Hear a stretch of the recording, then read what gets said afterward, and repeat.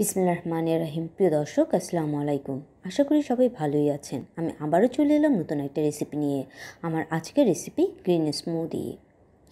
আমি আজকে যে গ্রিন স্মুদিটা তৈরি করে দেখাবো, এটা তৈরি করা ভীষণ সহজ, বাট এর অনেকগুলি হেলথ বেনিফিট আছে। চলুন দেখে নিই এক নজরে। প্রিয় দর্শক, গ্রিন স্মুদি বানানোর জন্য আমি যে উপকরণগুলো নিয়ে নিয়েছি সেগুলো এখন এক নজরে দেখিয়ে দিব। এখানে আমি পালং শাক নিয়ে নিয়েছি।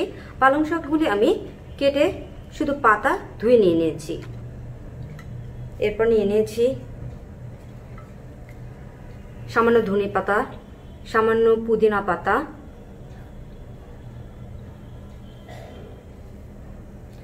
আরও নিয়ে নিয়েছি একটা শসা, একটা গ্রিন অ্যাপেল, 2 স্লাইস জিঞ্জার, আরও লাগবে আমার। এখানে আমি ব্যাসেল সিড নিয়ে নিয়েছি, এটা আমি সুপার শপ থেকে কিনে নিয়েছি। এখানে আমি ফ্ল্যাক্স সিড নিয়ে নিয়েছি। আরও লাগবে আমার 1 মগ পানি। এখন আমি গ্রিন স্মুদি তৈরির প্রসিডিউরটি আপনাদেরকে দেখিয়ে দিব, কিভাবে এটা তৈরি করতে হবে। তার আগে আমাকে কেটে নিতে হবে শসাগুলো আমি জাস্ট বড় বড় স্লাইস করে কেটে নিব।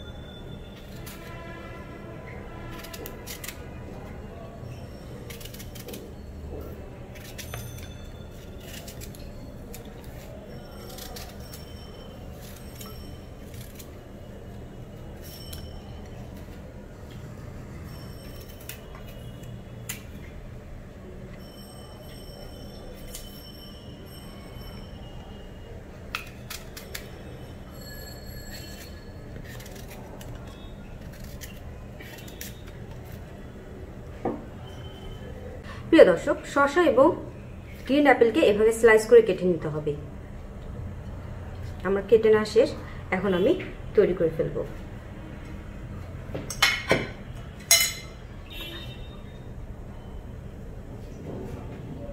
প্রথমে অ্যাড করে দিব শসাগুলি।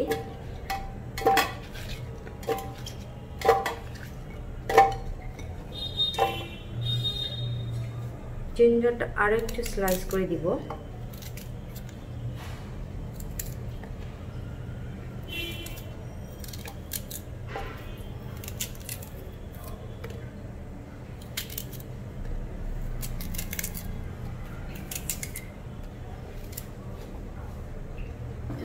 এরপর পালং শাকগুলি আমি জাস্ট একটু ভেঙে দিব।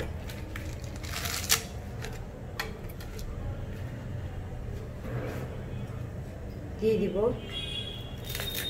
সামান্য ধনে পাতা। এরপর অ্যাড করে দিব পুদিনা পাতা।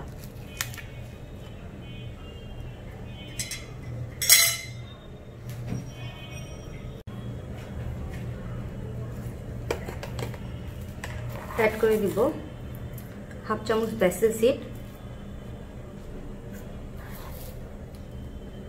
ফ্ল্যাক্স সিড, একটা লেবুর রস এবং 1 মগ পানি।